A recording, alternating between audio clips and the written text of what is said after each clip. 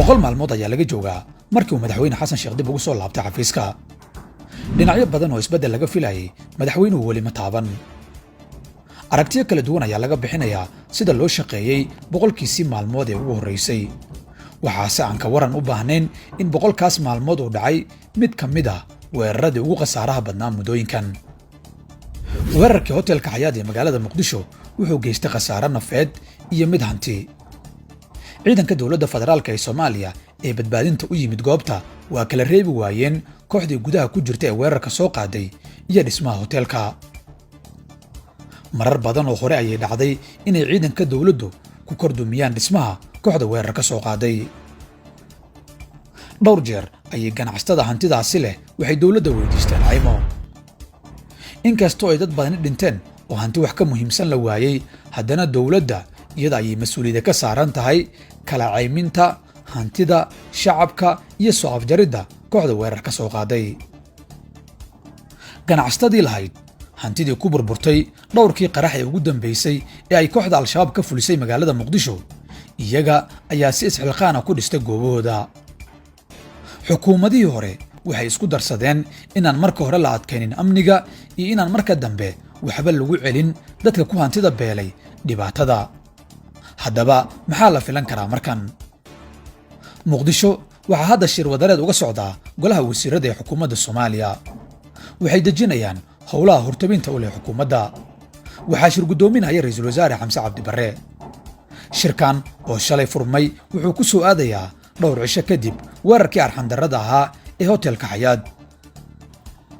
xukuumadda oo qodobada ay ka doodaysa ku darsatay amniga iyo horumarinta bulshada waxaa laga filayaa xubnaheedu inay isku soo hadal qaadi doonaan wixii ka dhacay hotelka xayaat iyo waxa kaga aadan xukuumadda. ra'iisul wasaare Xamse Cabdi Barre oo booqday dhowaan dadkii ku dhaawacmay weerarkii hotelka xayaat wuxuu ballan qaaday inay gurmad fiican ka geysan doonaan daryeelka dadkii dhibtu gaartay. ganacsatada hantida lahayd waxay ka mid yihiin dhibanayaasha weerarka.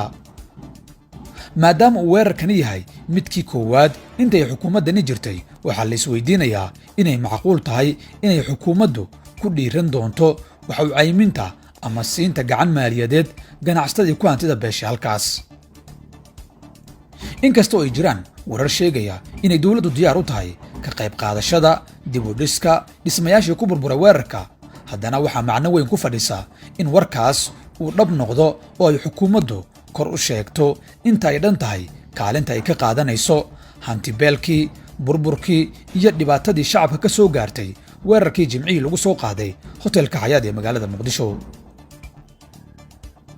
inaysan xukuumaddu dib u eegis ku samaynin hoggaanka iyo shaqada laamaha amniga oo aanay qayb ka noqon baxnaaninta dhaawacyada iyo gacansiinta dadkii ku hantida beelay weerarka waxay hordhac u noqon kartaa niyajab laga qaado xukuumadda cusub.